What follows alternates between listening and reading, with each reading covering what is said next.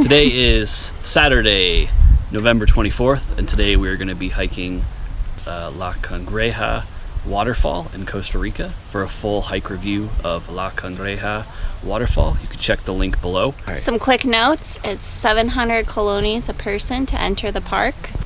The Google Map directions do not get you to the right place, so try to, once you get like somewhat close, just follow signage, and it's basically a straight shot back.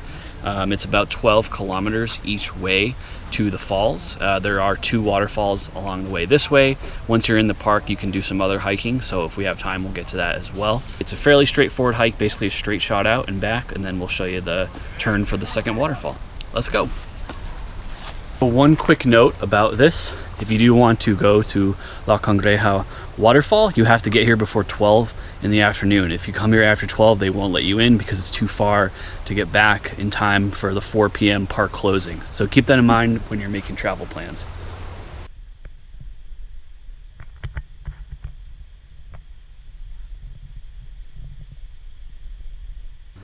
A little over a mile in now. Little butterfly there.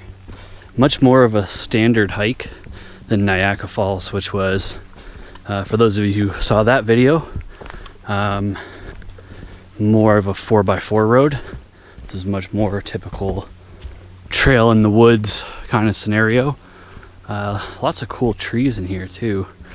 And we saw a lizard earlier, but it was kind of too far away to put on the GoPro. But these are the kind of trees you're walking by. Look at these puppies. Pretty awesome.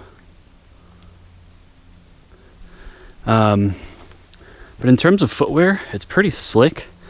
So I definitely have hiking boots for this, or something with tread. Hiking shoes would be fine too, because it's pretty slippery on the actual ground itself. This is your split in the trail.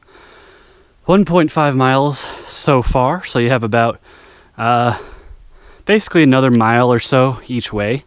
We're gonna go to La Cangreja, but yeah, if you did want to call this your kind of halfway point, I guess, probably a good call. And then if you did want to go to both, you know your distances basically. Shortly after leaving the trail junction, we seem to have exited the forest here. I have a feeling that this might be like this vegetation because maybe a long time ago the volcano that sits above this park, or why it's named after, might have erupted and kind of wiped everything out here, and it took a long time to grow back, because you can see some trees, but it's very much a different atmosphere in terms of vegetation. Really easy so far. I'd say easy to moderate hike. Yeah, the views were better in the forest in my opinion, but still not too shabby here.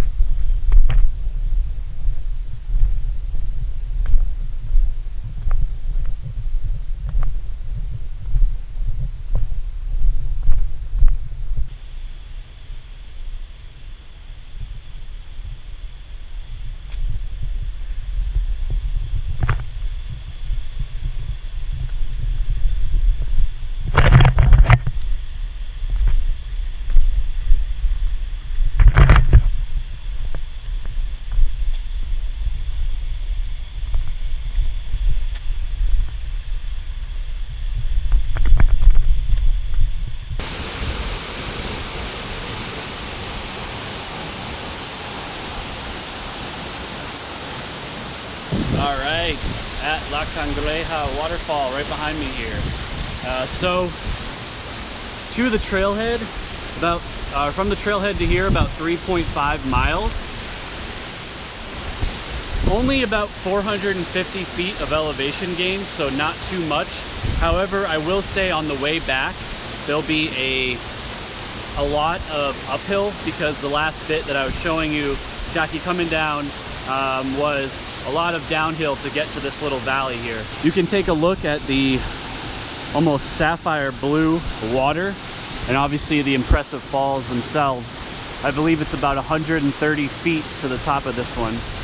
Unfortunately, the signs say you're not able to swim, so we're not 100% sure if we're going to do that or not. It looks like some people have, but we don't want to be disrespectful if, you know, there's some reason not to.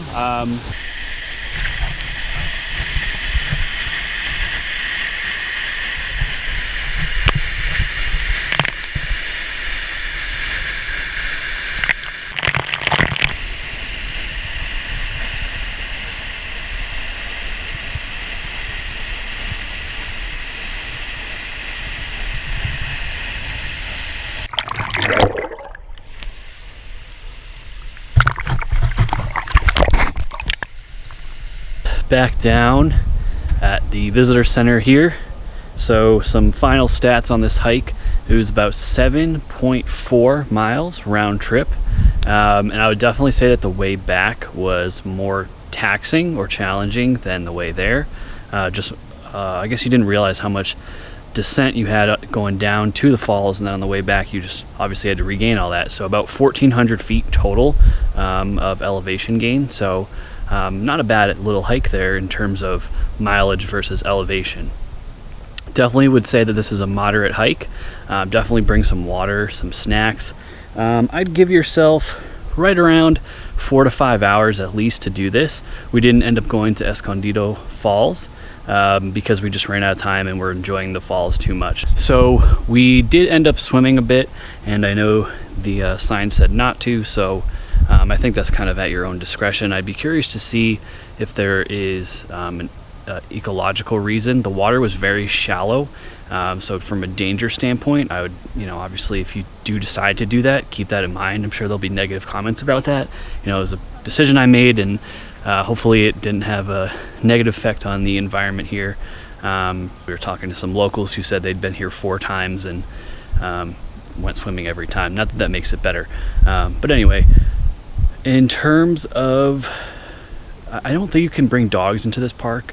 I don't know why you'd want to bring one, but I would just say look out for the mud. It's a bit slippery along the way, so shoes with good traction. One other note too, so we did end up seeing some monkeys along the way, various lizards, obviously a ton of butterflies, so a lot of wildlife, but I would say be careful when you're reaching for things, because you never know kind of what's hanging out on a branch or inside of a root.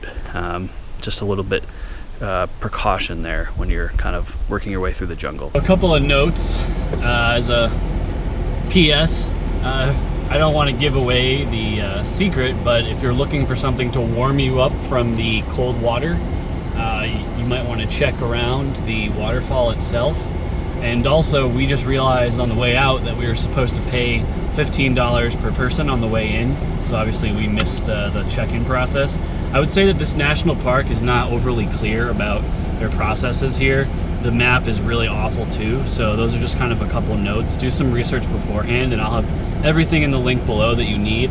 But it's kind of a piss poor welcome center in terms of, like, you know, maps. It seems that the money that you pay for entering this park doesn't necessarily go to this one specifically, so it's kind of a shame. But all in all, a really great hike. I definitely recommend this one. If I had to compare this to